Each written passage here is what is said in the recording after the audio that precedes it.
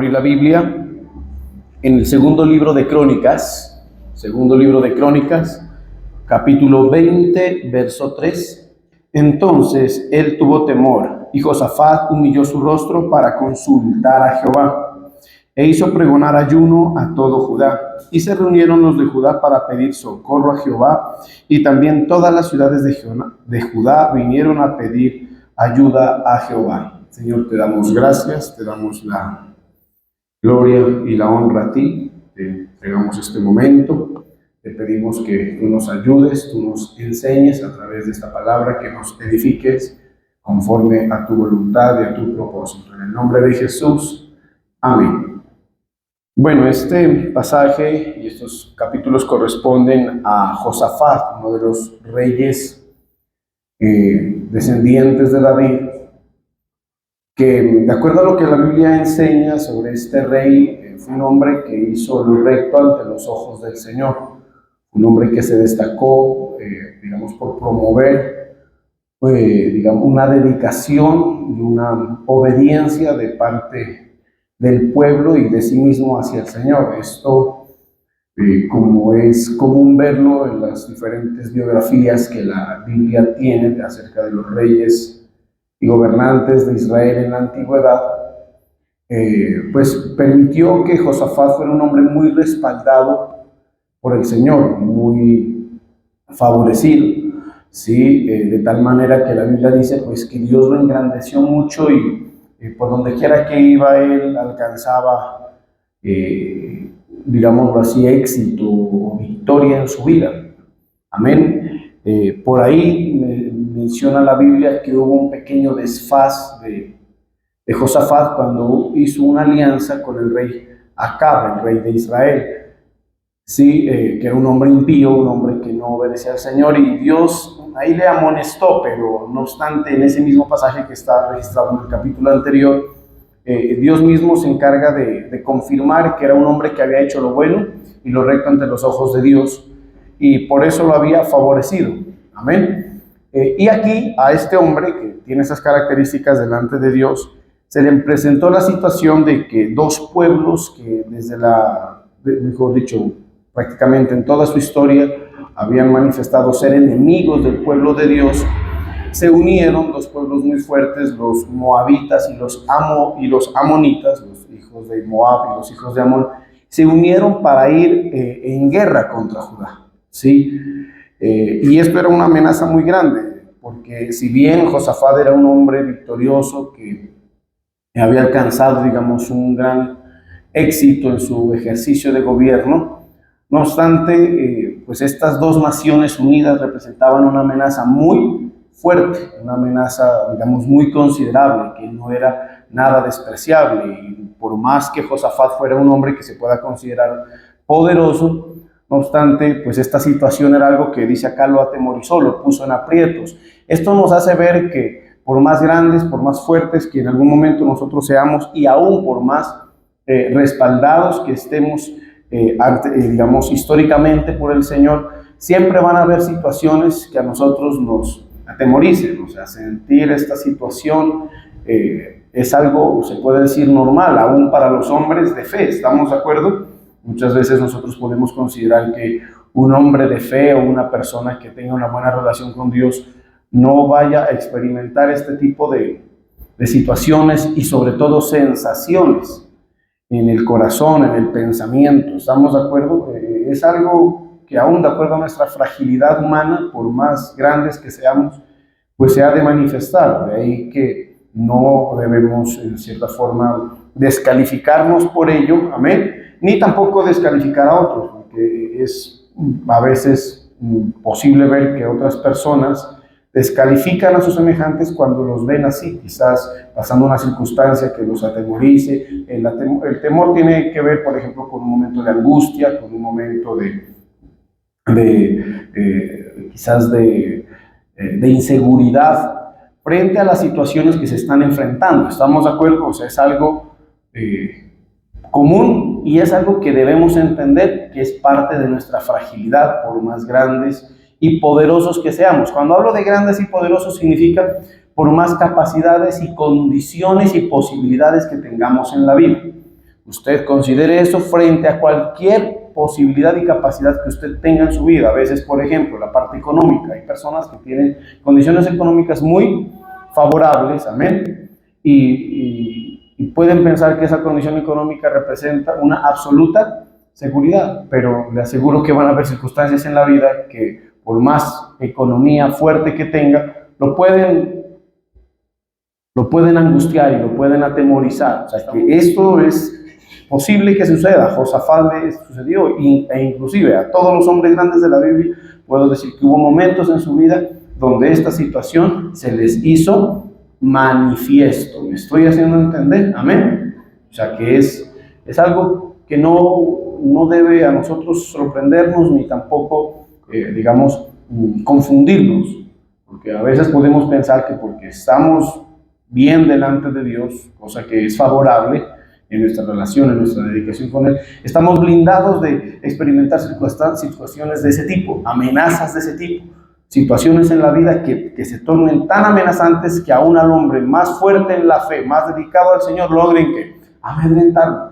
¿Estamos de acuerdo? Amén. En la Biblia se observa y en la experiencia de los creyentes, seguramente cada uno de nosotros puede testificar en algún momento, en alguna parte de nuestra vida, que hemos vivido circunstancias de ese tipo, donde nos hemos atemorizado, donde nos hemos angustiado, donde la zozobra frente a alguna situación se ha manifestado. Aunque la Biblia dice, no tendré temor de malas noticias, siempre va a haber un momento de impacto. Me estoy haciendo entender, siempre va a haber un momento en que las situaciones golpeen, choquen y afecten. Ahora, el asunto no está ahí, en qué sintamos, en qué tipo de impacto generan las situaciones. El impacto es lo que hemos venido hablando estos tiempos.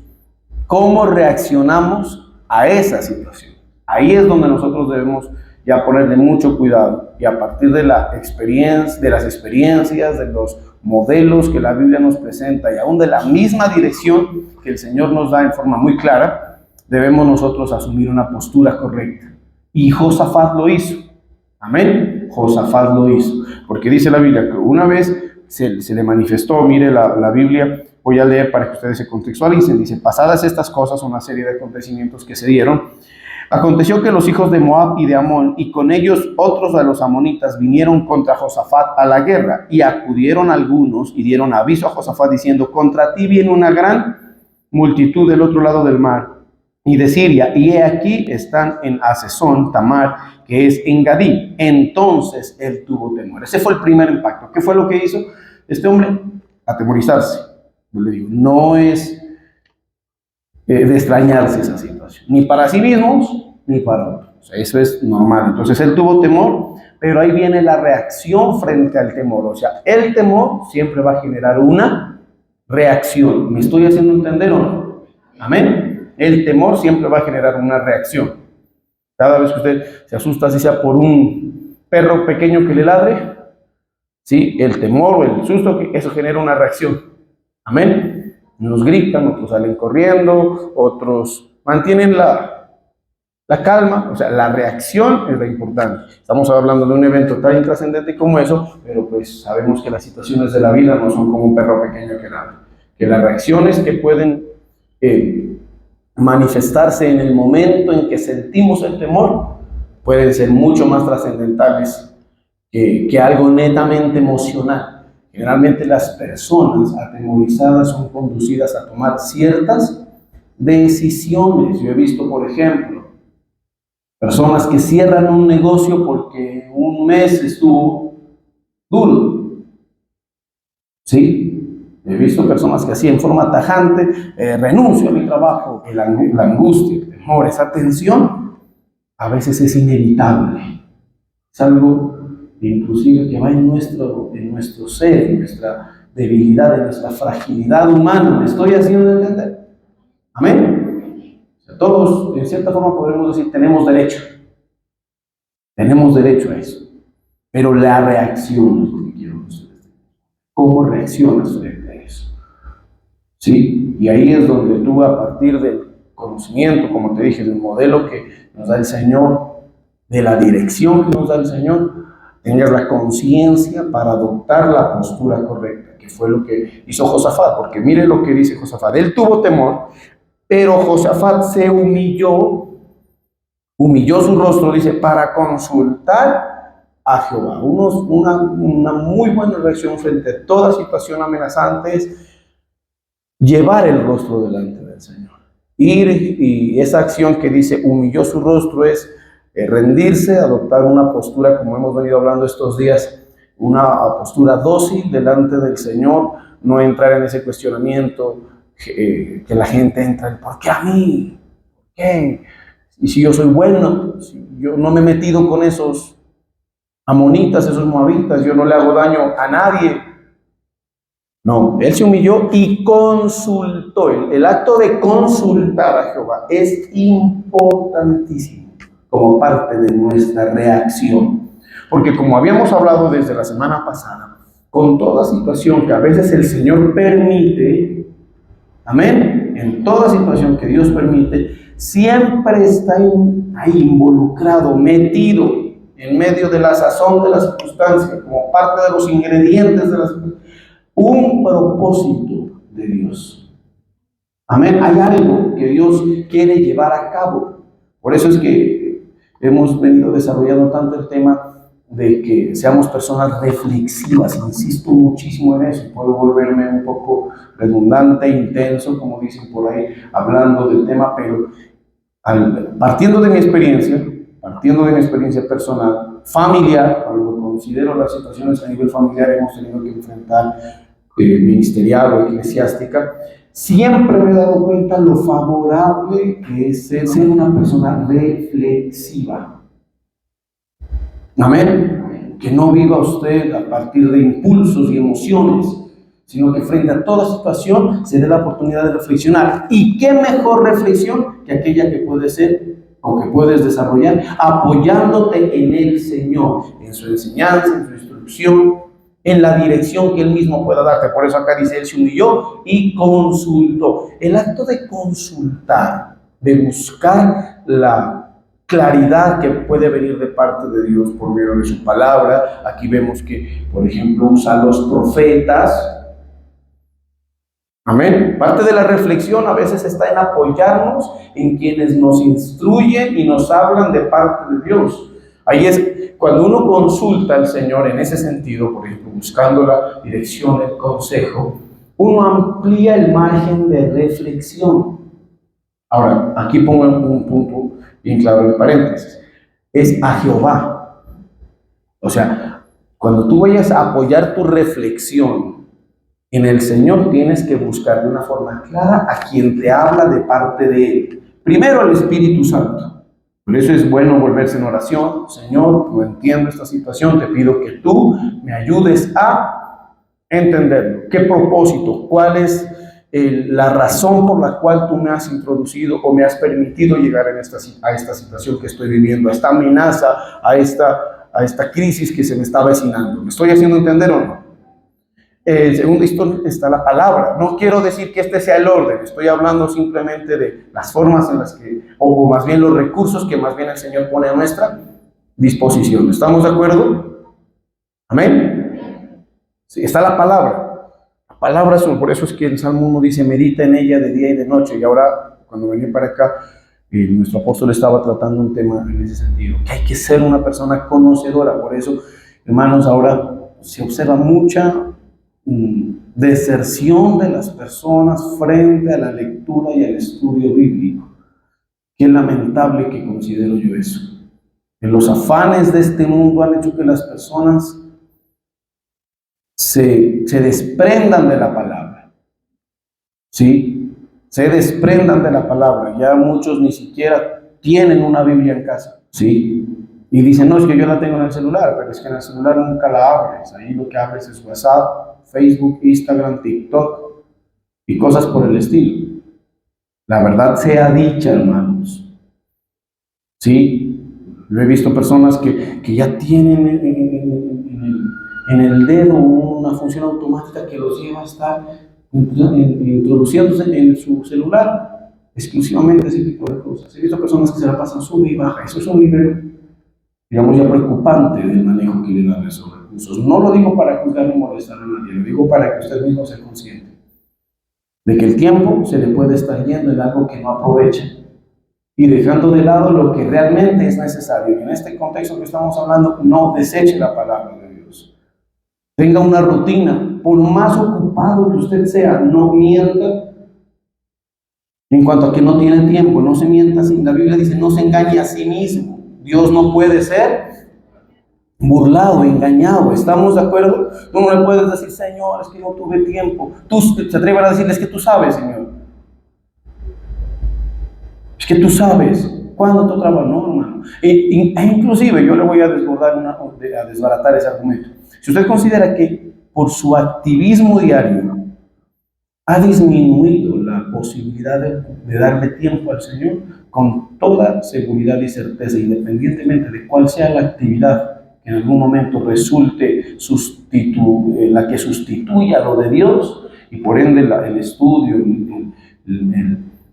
el contacto, la relación con la palabra de Dios, le digo una cosa: finalice con esas actividades, suspenda, comience a establecer un orden de prioridad muy exigente, donde cosas que, por ejemplo, pueden resultar siendo valiosas, son de las que usted va a tener que desprenderse. Amén. Amén. Póngame atención a esto. ¿Por qué? Porque este asunto, por ejemplo, de ser una persona que tiene las condiciones para poder reaccionar de las maneras como la Biblia quiere que reaccionamos, teniendo en cuenta a este ejemplo de Josafat, amén, requiere que tengamos los recursos ahí.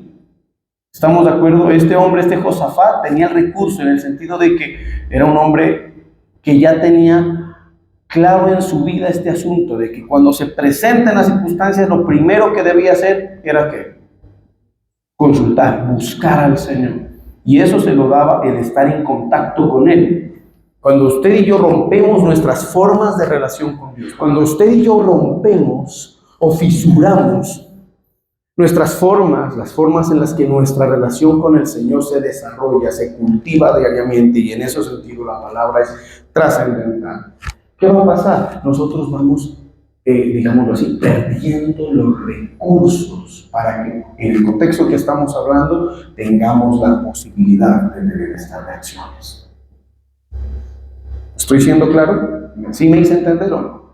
¿A qué me refiero? Si Josafat no tenía lo de Dios, este asunto claro, como algo inclusive establecido en su vida, el temor a uno no lo deja. El temor es una emoción tan fuerte, la angustia es una emoción tan fuerte que si tú esto no lo tienes muy bien intronizado, no lo haces parte de ti, no hace parte de tu vida, esto no lo vas a tener en cuenta. El temor te va a llevar a otra reacción totalmente diferente. ¿Estoy siendo claro?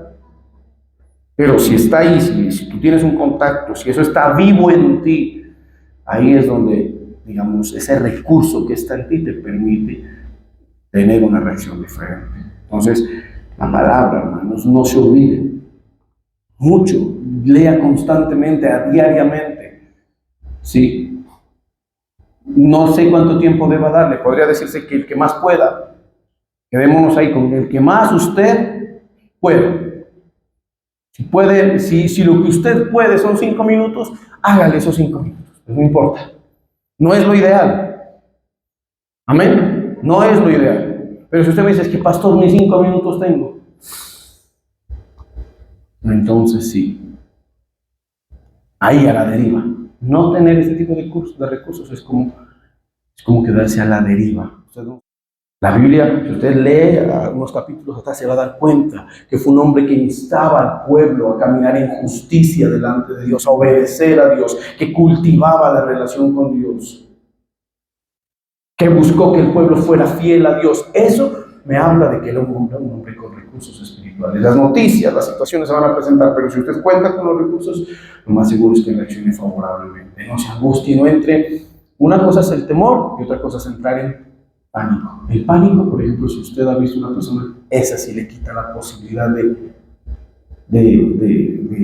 concienciar a la gente en forma total. Eso es que la gente se desespera, entra en descontrol, gritan, ¿amén? sin darse cuenta que inclusive esa forma de reacción a veces es más nociva frente a toda situación angustiante.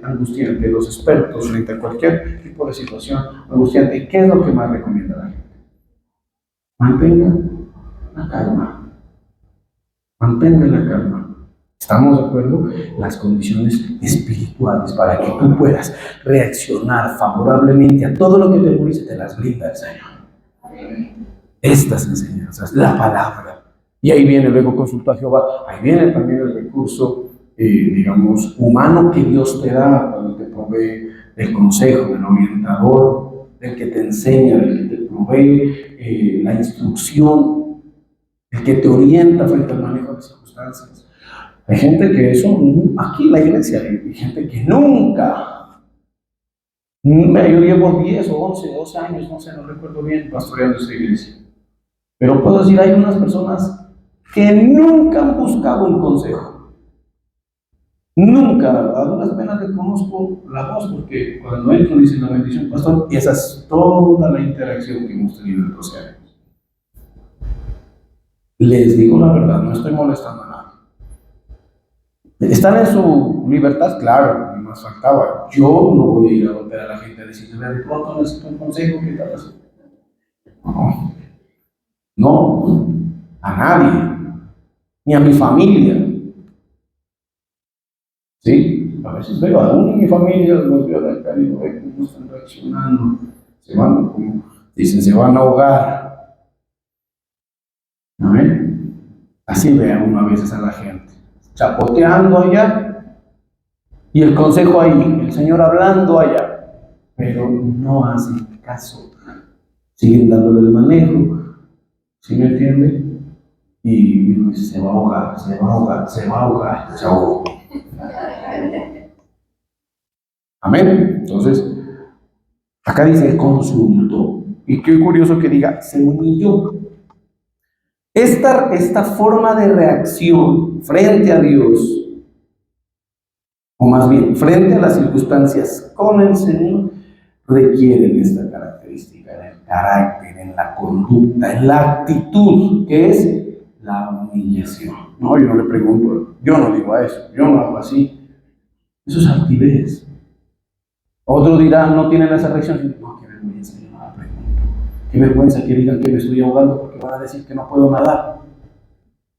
No, mejor yo sigo chapoteando hasta que me muera. Para que digan, murió en el intento, por lo menos. Pero se murió.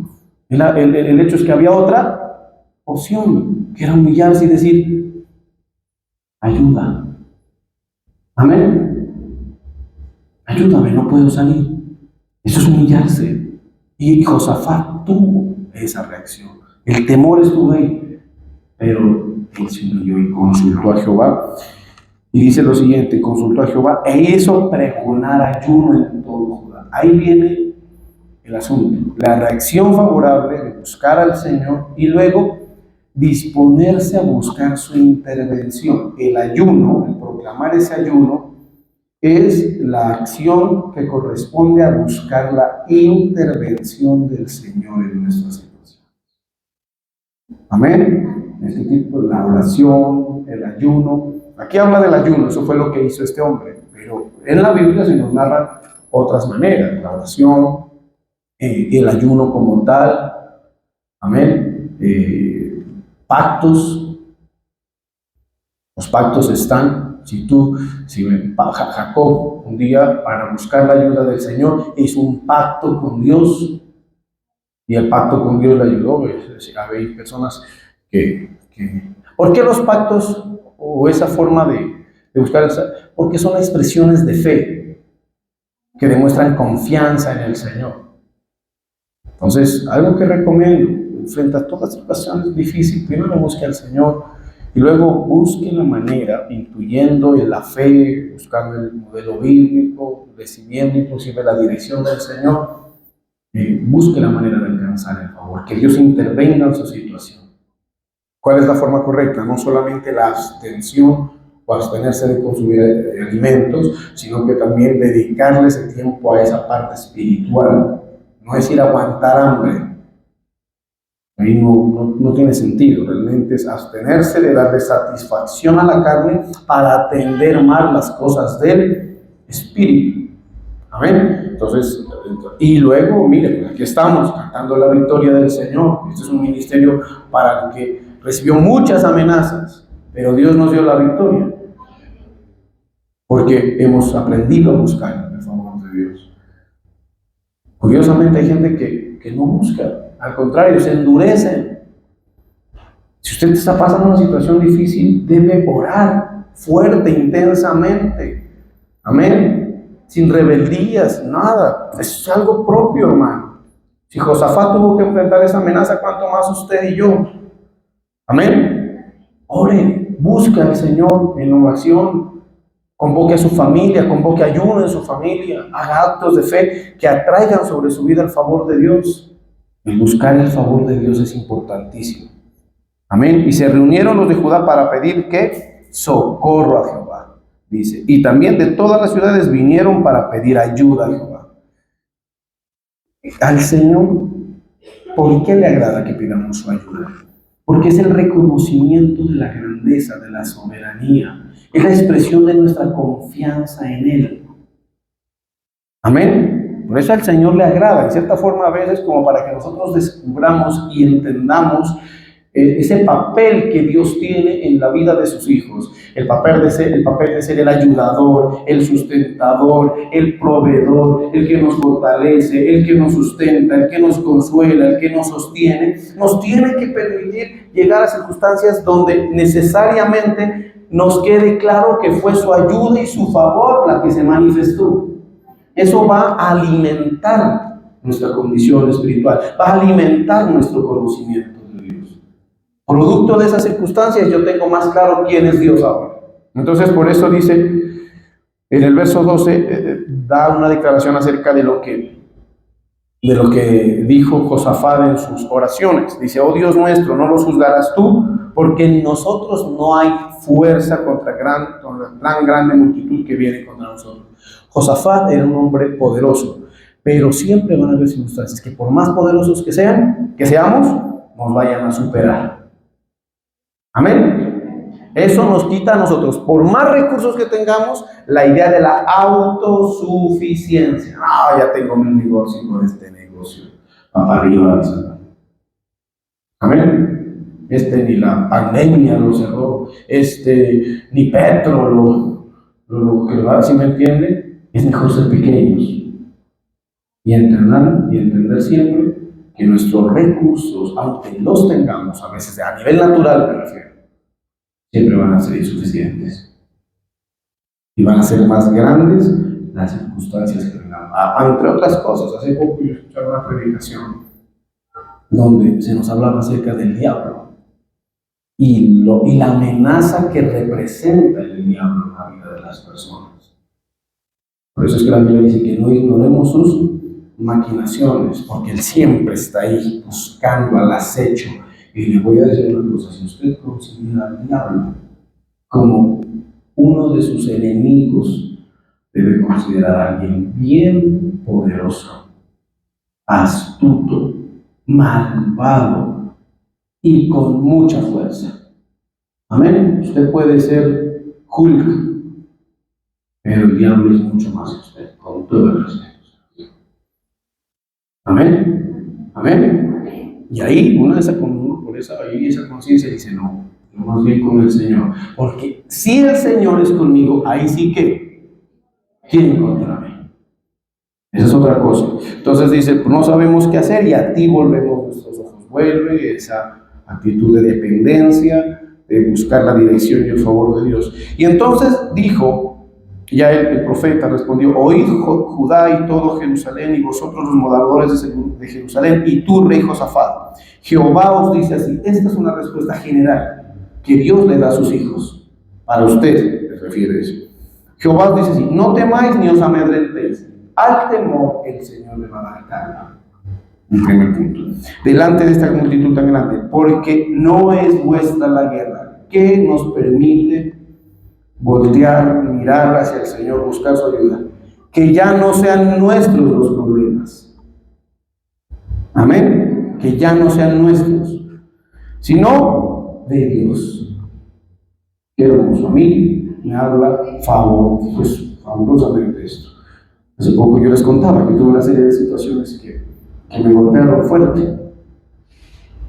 Y yo dije, Señor, pero eso no es problema mío, eso es problema tuyo.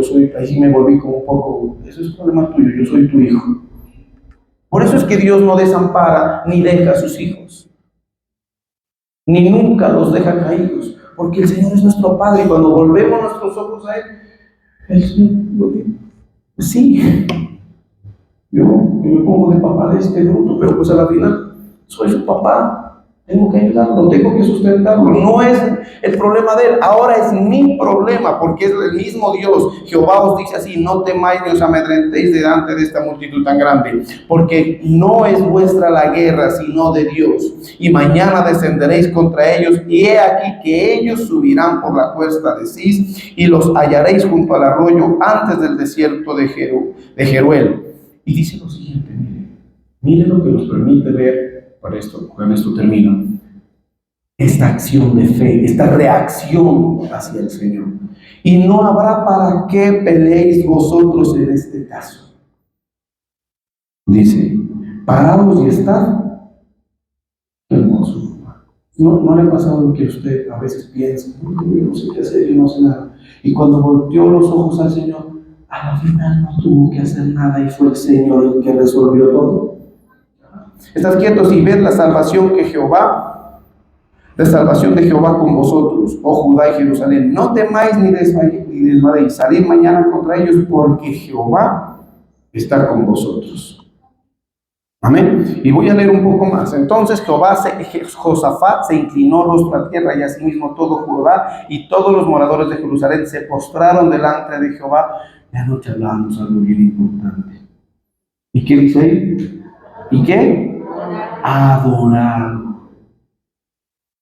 Yo le voy a decir, estos días yo les estoy contando secretos. En toda situación adore al Señor.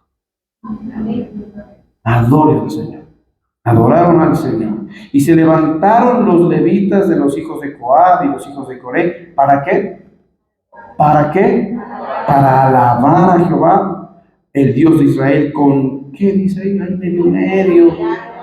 Ahí medio cantaban, ahí dice con fuerte, ¿y qué más? Anoche yo les decía, canten, abren su boca al Señor. Miren, es que son cosas bíblicas, hermano. No es que a mí me guste escucharlos, realmente no. Usted no sabe cuánto poder se mueve en un momento de alabanza. Amén. La Biblia dice, y cada golpe de la espada de Dios es con panderos, con trompetas. Anoche hablábamos, o este mismo rey es el que sabe qué hizo. Dice, vamos a ver, se levantaron por la mañana y salieron al desierto de Tecoa. Mientras ellos salían, Josafat, estando en pie, dijo, oídme Judá y moradores de Jerusalén, creed en Jehová vuestro Dios y estaréis seguros. Creed a sus profetas y seréis prosperados. Esto que les está hablando esta mañana el Señor está viniendo por boca de un profeta. Crean lo que funciona así. ¿Listo? Y ha habido consejo con el pueblo. Consejo significa se pusieron de acuerdo. ¿Puso algunos a qué? ¿A qué puso? Leanlo ustedes para que ustedes no piensen que yo me invento. O sea, otra Biblia que estoy leyendo. Y cantasen. ¿Qué es lo que hicieron? ¿A qué los puso?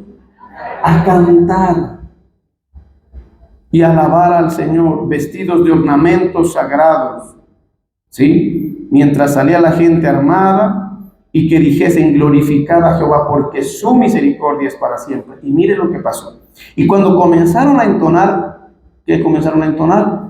Quejas, ¿sí? No, dice cantos de alabanza a Jehová, puso contra los hijos de Amón, de Moab y del monte de Seir las emboscadas de ellos mismos que venían contra Judá y se mataron.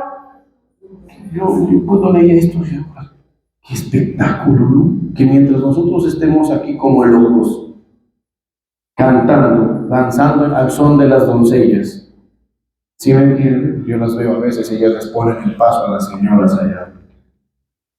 Y mientras ustedes estén haciendo algo tan así, tan simple, el Señor esté aturdiendo a nuestros enemigos y haciendo que ellos se destruyan a sí mismos. Usted no sabe cuántas batallas el Señor ha dado por usted mientras usted simplemente le alaba, le canta. Por eso hay que ser, yo le exhorto a la iglesia, que no, que yo soy así, medio pastuso, tímido. No, cambie de actitud. ¿Sí? Suéltese, hermano, y alabe al Señor, porque eso dice, mientras ellos que cantaban, ¿sí? Y danzaban delante del Señor, así el Señor hizo, y comenzaron a entonar los cánticos de alabanza. Entonces dice, porque los hijos de se levantaron contra el monte para matarlos y destruirlos, y cuando hubieron acabado con los del monte, cada cual ayudó a la destrucción de su compañero terrible, hermano. O sea, que entiendo que la alabanza aturde a los enemigos de Israel, a los enemigos del pueblo de Dios. Los enemigos, si me entiendes, se aturden, los demonios se aturden. Se entorpecen porque se ayudaban a matarse, dice ahí. Es como que ven, este es nuestro amigo, matémoslo entre los dos. Eso es lo que pasó. Amén. Y viniendo entonces Josafat y su pueblo a despojarlos, miren, la victoria es poderosa. Hallaron entre los cadáveres muchas riquezas, así vestidos como alhajas preciosas que tomaron para sí, tanto que no podían llevar el botín. 3 días, imagínense, 3 días estuvieron recogiendo el botín porque era mucho. Y el 4.º día se juntaron en el valle de Beraca, porque allí bendijeron a Jehová, y por esto llamaron el nombre de aquel paraje el valle de Beraca hasta hoy. Y todo Judá y los de Jerusalén y Josafat a la cabeza de ellos vinieron para regresar a Jerusalén. ¿Cómo vamos a volver frente a las malas noticias que las tramitemos así? Al principio paniqueados, pero ¿qué dice ahí? Vamos a volver gozosos, porque Jehová les había dado gozo librándole de sus enemigos, y vinieron a Jerusalén. Y sigue el asunto, con salterios, arpas y trompetas a la casa de Jehová. Y el pavor de Dios cayó sobre todos los reinos de la tierra cuando oyeron que Jehová había peleado contra los enemigos de Israel. Y reinó Josafat y tuvo paz, porque su Dios le dio paz por todas partes. Esa es la reacción que Dios quiere que tengamos. Vamos a orar.